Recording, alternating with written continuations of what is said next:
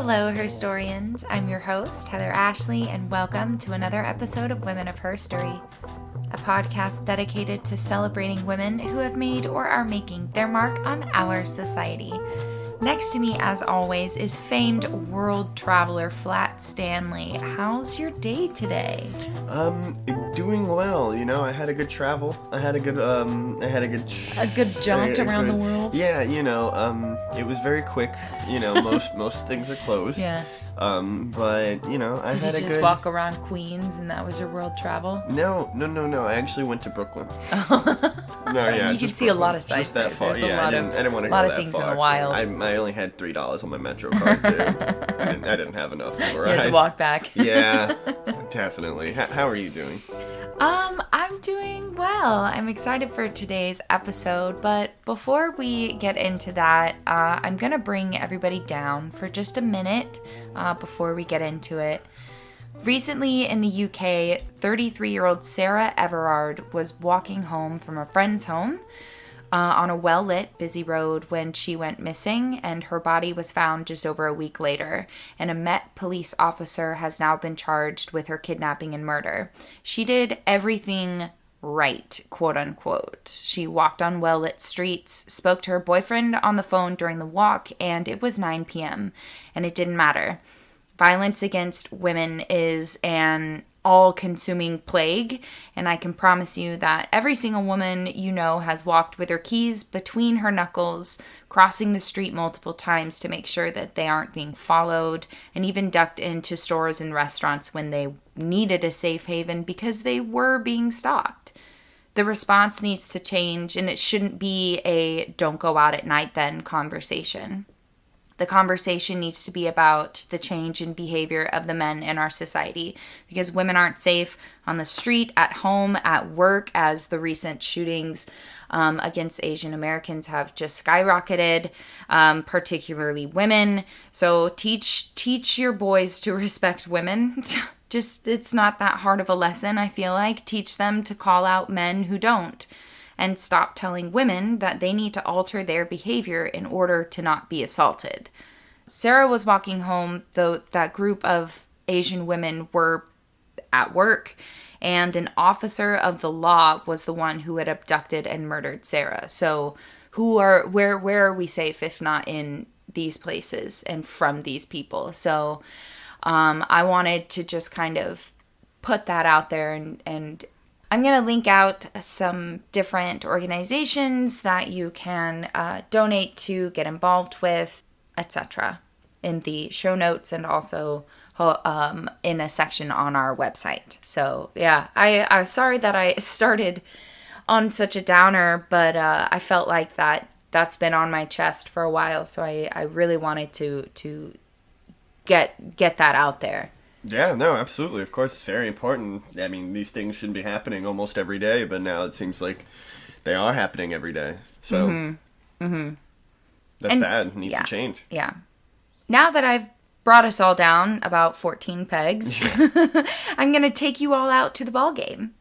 Let's talk baseball and baseball's leading lady, Effa Manley, the only woman inducted into the National Baseball Hall of Fame. Are you ready to go to the ballpark? Batter up. Effa Manley was born on March 27th, 1897. She grew up in Philadelphia, Pennsylvania, in a biracial family. She was raised in a predominantly black community with a biracial identity, just like her siblings. She was light-skinned and could pass as black or white, seemingly able to navigate both sides of the country's racial divide. Here's where things get a little messy. There's controversy over what her actual race was. Her mother had an affair with her white employer, and though her mother, Bertha, and her mother were listed as, quote, mulatto in an 1870 census, so even if her mother, who identified as white, even though she was put as... But anyway, it's very messy. But even if her mother had an affair with a white man, Bertha was still a biracial woman based on census data. There's just a lot of weirdness around this whole situation. The author of Baseball's Leading Lady, Effa Manley, and the Rise and Fall of the Negro Leagues, Andrea Williams, said, quote, "I think she was a black woman. I think she used her complexion to her advantage, which did mean sometimes passing for white. This woman, throughout her life, makes decisions after decision after decision that is wholly committed to the black community. I think we need to reconsider why she is seen as white automatically until proven otherwise. Even then, even when we get the proof, we're not so sure. It's complicated, as later in life she seems to have said that she's a white woman, but her genealogy would indicate otherwise. And I can't speak on the biracial experience, especially when someone is saying you're not black enough or not white enough, but I imagine that it took quite a strange toll on her own identity when people are telling her XYZ about who she was based on her complexion. So I wanted to get all of that out right at the start, so that we could, you know, if people listening already do know some things about Effa Manley, I wanted to just get that out of the way so that we could focus on the rest of her life and all she did. If I had $1 for every time I was persecuted or not even persecuted, just misidentified by a person of my own community, I would be rich, and I would use that money for therapy. Yeah. Because the amount of just ways that people insinuate identity and just kind of go about it insulting you is just like the most. It's like definitely it's twofold, because it makes you question yourself and who you are, and then it also makes you question why someone would say something like that to you. Like, what the hell? Yeah, and it's interesting. It's the most sideways attitude. I hate that. Because there's a lot of conflicting reports, like that her mother confessed to her early on that she'd had an affair.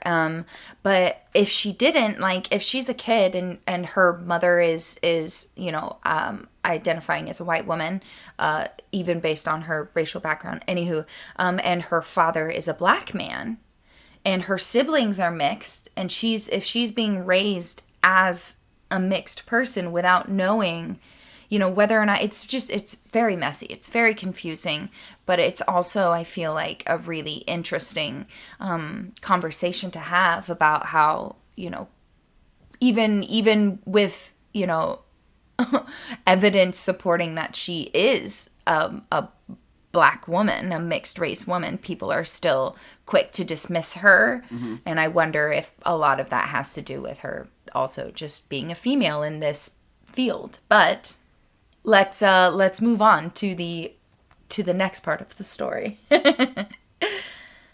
Effa's full commitment to civil rights and baseball began when she made the move a few states over from Pennsylvania to New York. She could frequently be found at Yankee Stadium.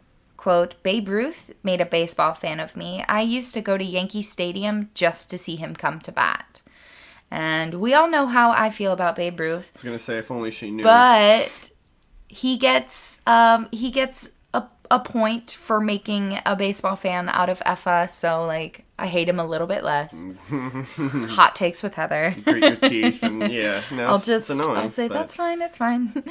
Effa met her future husband, Abe, while attending a World Series game in 1932. A gentleman 15 years her senior and an established man in the baseball community.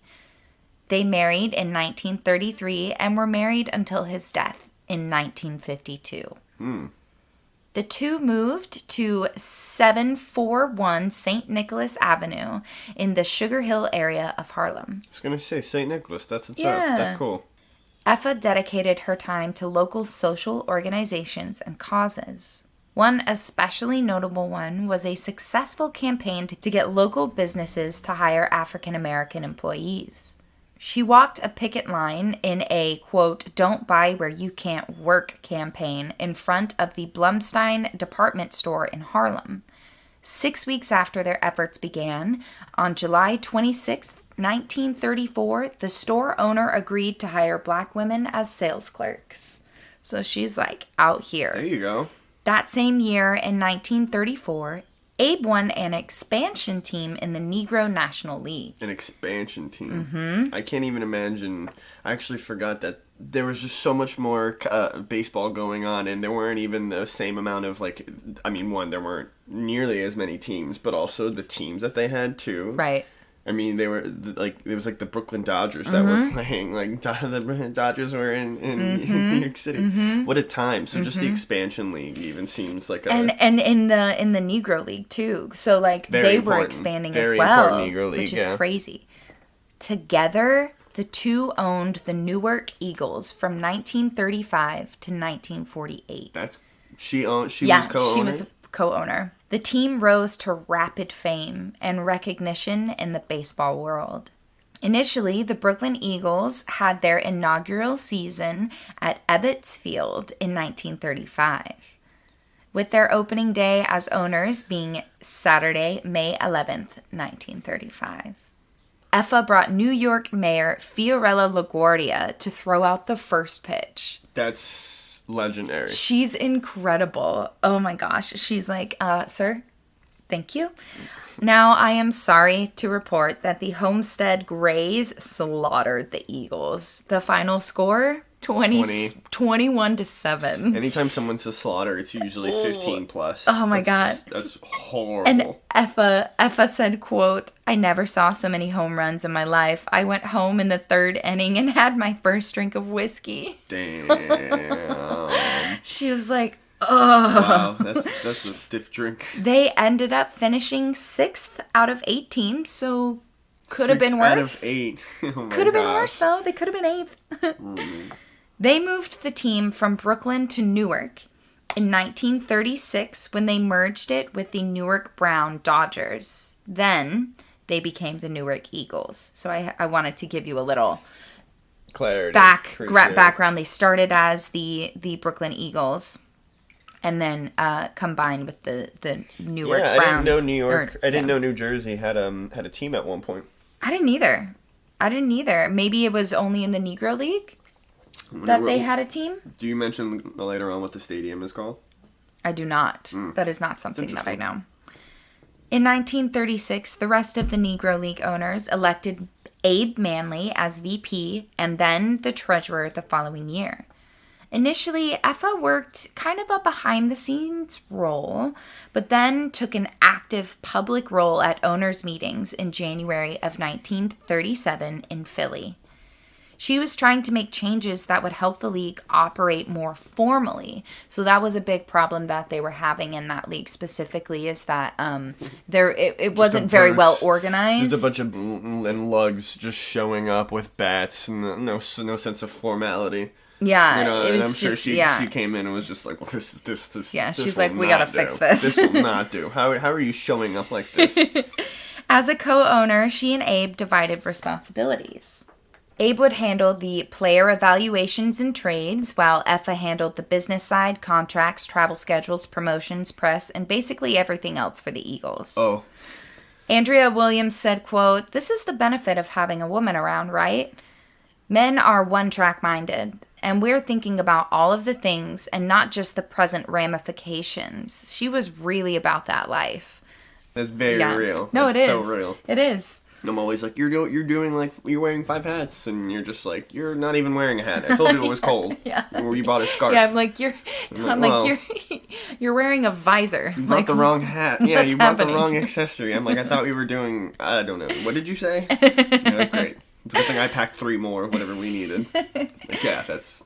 Yeah. Effa was gaining recognition for her ability to promote the team. Cumberland Posey, owner of the Homestead Grays, said that the league really could learn from her sense of promotion. She deeply cared for her players, both on and off the field.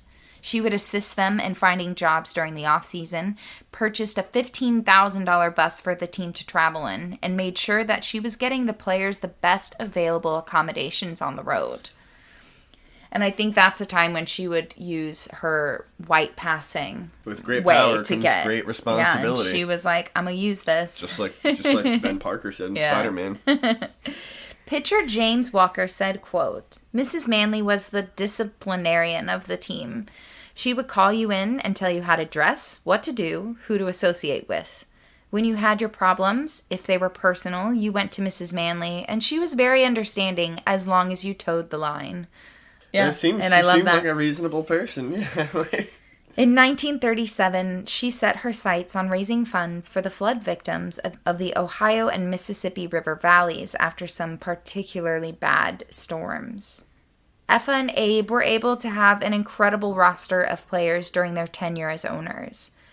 In 1946, they won the Negro League World Series in 7 games against the Kansas City Monarchs. Wow. The team was managed by James, quote, Biz Mackey, and had a record home attendance of over 120,000 people. Biz Mackey? Biz, quote, like Biz, no, like I know. showbiz. Yeah, almost Biz like Mackey. Biz Markie, the rapper. Biz Mackey. Biz Mackey. And also Kansas City Monarchs. Mm-hmm. What an episode. Mm-hmm. But I guess it's not too far from the Royals.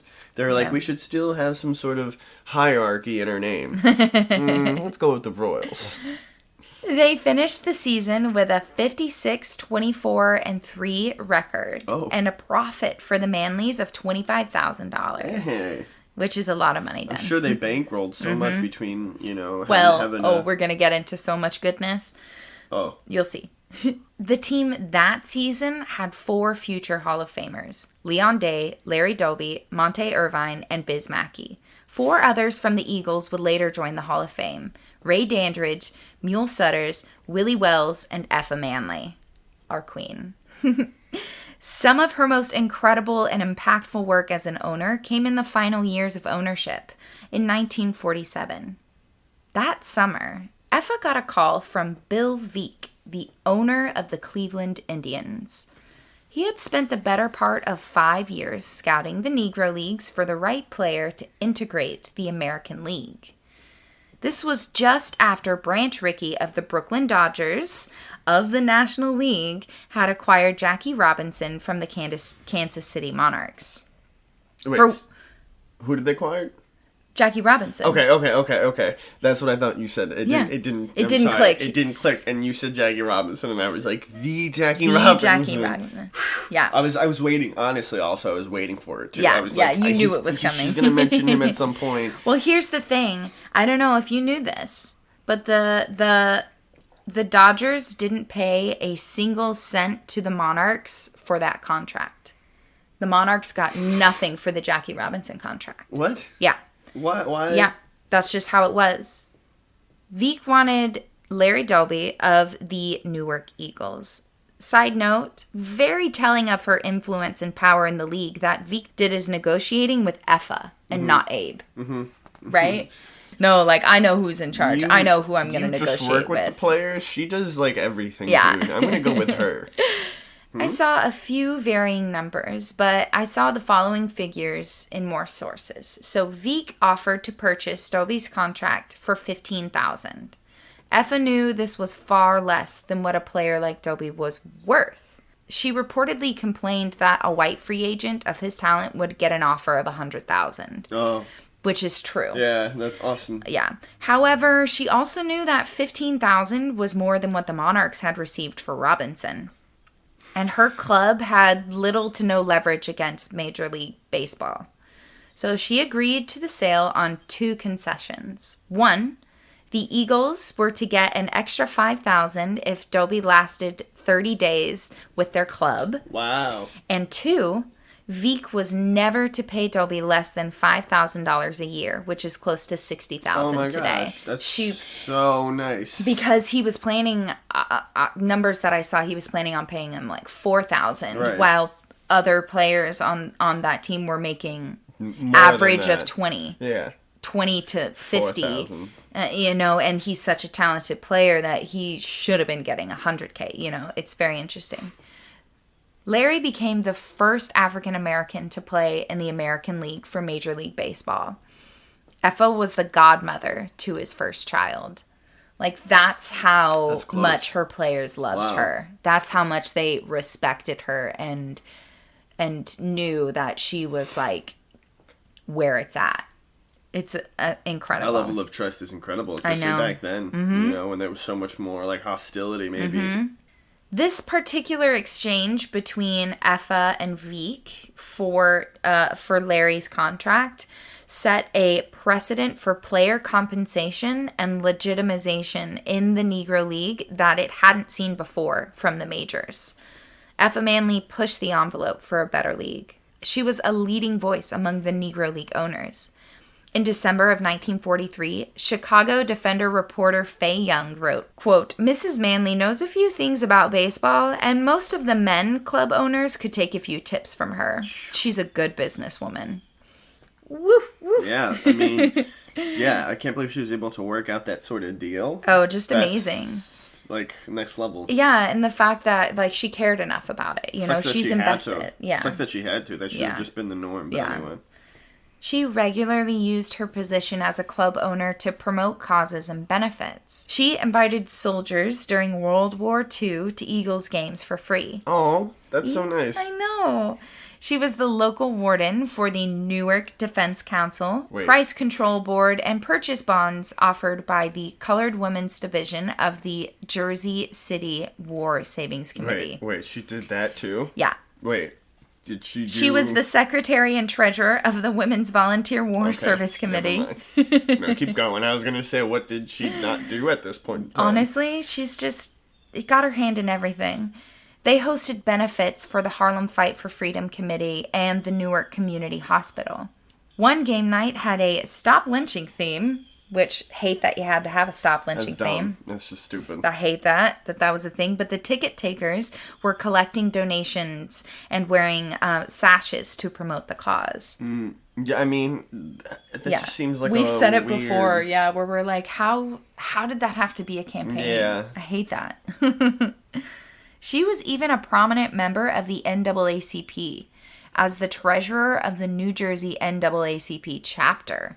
So she's just like it's like what the author Andrea Williams said. She's like, every decision that she made in her life was to use her position to further her community. Yeah, I like that she was a door opener. Mm-hmm. She just, and she wore a bunch of hats to kind of further the cause, help further the causes. After the 1948 season, the Manleys disbanded the Eagles and sold the club to W.H. Young, a dentist from Memphis, Tennessee. And a fun little fact, from 1949 to 1959, the National League's most valuable player went to Negro League alumnus 7 straight years. 9 times overall. So in 10 years, the most valuable players was a black came from player. That. Yeah. Yeah. And they were undoubtedly making the least on the team. You know what's so funny? That's the craziest thing now. You have some of these contracts now that these players are like only working a few years and they're making like, oh my gosh, like 9, like crazy, millions. Just like so much money. like 10, 11 figures, and then you come back to here and like these players were like, way more important to history and only receiving a fraction of the payment. Fraction. Having to take jobs in the off-season fraction. Like having to do stop lynching games. Yeah, crazy. Bad. The last act that the couple oversaw as owners together was the sale of Monte Irvine's contract to the New York Giants. Now I know what you're thinking.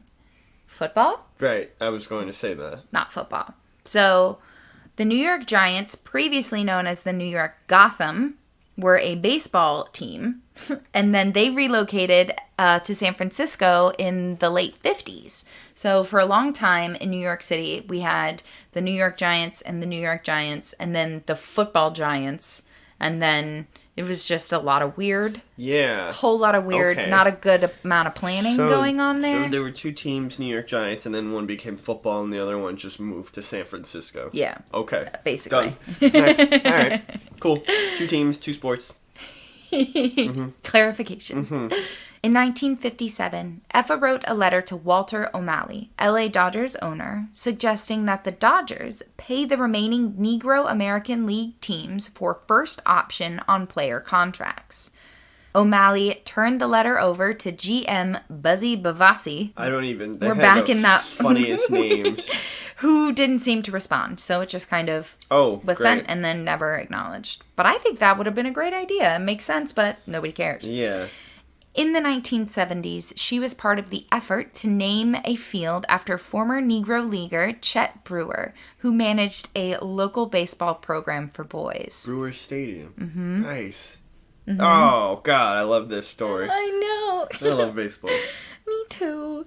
She pressured Fred Clare, the Dodgers publicity director, to recognize Negro League players and supported efforts to include them in the Hall of Fame. Effa donated her scrapbook that chronicled her time as an owner to the National Baseball Hall of Fame and once again lobbied for Negro Leaguers to be admitted into Cooperstown. In 1971, the Hall of Fame created the Special Committee on the Negro Leagues to elect Negro League players. They disbanded in 1977 after electing 9 players. I know. Effa began a letter-writing campaign with the goal of establishing a new committee to review all players from Negro Leagues and select those to have their names inscribed on a plaque. Because she's like, you can't just include the ones who were, like, brought into the integrated baseball league. Like, that's not fair. The players, you have to include every single player. Can't just be 9 Jackie Robinsons. Exactly. That's so offensive to people who are not Jackie Robinson. Exactly. Those who weren't even given that opportunity to shine just like that. Him. Yeah, that's so... On June 20th, 1977, Sporting News editor C.C. Johnson Spink wrote a full column about the quest of a, quote, furious woman, but it wasn't, like, derogatory. Right. It was like, she's pissed. Yeah, how hath no woman fury like a woman scorned. She's like, really? This is what you did? You took 6 years and elected 9 players? What's wrong with you? That's so offensive. We shouldn't even be in Cooperstown. We should just have our own Hall of Fame. I'm so offended. I don't even want to share the space with those people.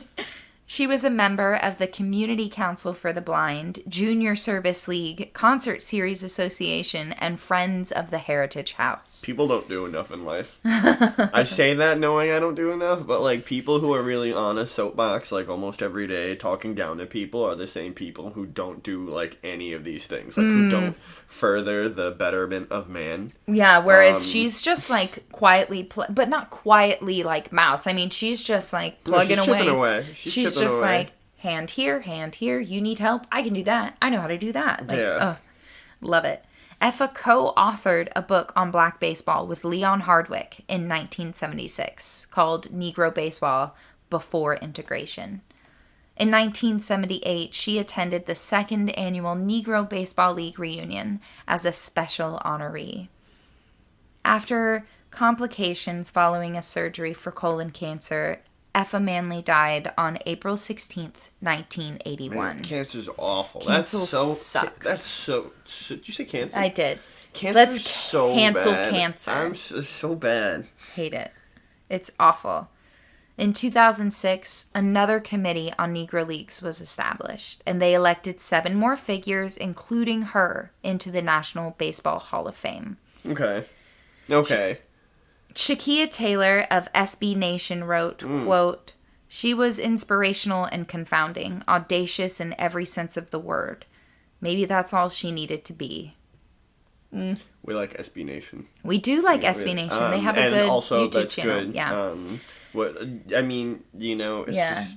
Her tombstone reads, "She loved baseball." And I want to leave you with this quote. She said, "People say don't live in the past, but I guess it depends on how interesting your past is."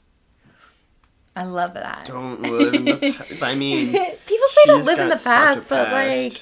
I mean, if you have an interesting past. I've definitely seen some stuff about that recently where it's like people end up dwelling on the past and stuff, and sometimes it's not healthy. I think sometimes in this case it is healthy to kind of see how far you've come. I think there's a difference between dwelling and reflecting and reveling, because you can, like, revel in it. You can be like, wow, that time when I was doing this with these people, that was amazing. And I don't think that's called living in the past. I think she specifically, with what she did throughout her entire life, I mean, I think I I don't think she ever lived in the past in the way that, like, she never moved forward from it, yeah, you know? No. Where she's like, she's just like, oh, remember when I did that 5 years ago? Look at what I did, like, last year. Like, oh, I just love it. No, she did so many things in her life. She didn't have to live in the past. Like, she didn't have she didn't have to reflect on her past to live in it, because she was a product of her environment. So she was, everything she did just kind of followed her up until, you know, the very last breath. All the hard work, the effort, you know, the change that she brought about to one of the most important sports in all of womankind, right? Yeah, because she's our queen. The podcast. But she did so much, and, you know, it's very funny that the paths of women and minorities, and also, I guess, minority women in the middle, but our paths are just end up being so similar, because paralleled, we have to.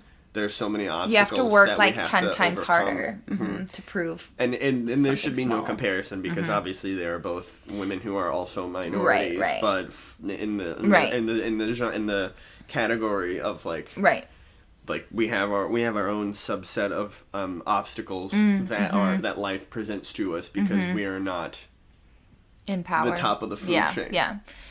I think she's just such an interesting woman. And she's in the middle, because nobody was really knows. And she was she was biracial, and she was a woman. So it was like, you know, they were, like, persecuting her because it was like, how do you look? Yeah, you look, you know, like this, like, you know, they look at her some type of way. Like, you don't even have to look entirely like a certain color for you to, like, be persecuted for. Right. Yeah, she's quite a woman. I think my favorite still is the fact that, like, people came to her, and Abe didn't care. Abe wasn't, like, hurt about it. Abe was like, yeah, you do all of that. I'll take care of these things that I like doing. Me. That's so very true. Much me. I'm like, wow, I only have 2 things and you have 5. You're great. I know my strengths. She knows hers. Yeah, I'll help the players. Anyway, she was an inspirational woman, and I'm glad she's in the Baseball Hall of Fame. Took too long, and that's the final thoughts. That's it. Thanks, Flat Stanley. Yeah, I'm gonna go travel now. Just, you know. Thank you, HERstorians, for coming back week after week. Subscribe, follow, tell your doctors. Come back this Friday for an interview with Sabrina Carrington. She tells us about her experience in being crowned Miss Pennsylvania in the Miss Black America pageant, setbacks in her life and how she overcame them, writing for various magazines like Inspire and Fabu Plus, and so much more. What a life she's lived, too. I know, she's awesome. I hope I get to be something or someone when I grow up. But I am, so never mind. I'm a traveler. Follow our social medias, TikTok at HERstory Podcast, Instagram at Women of HERstory Podcast, Twitter at The HERstory Pod, Facebook Women of HERstory, and visit our website at ofherstory.com. And until Friday, be safe, stay healthy, and show the world what you're made of. Happy spring, wear a mask, watch out for allergies.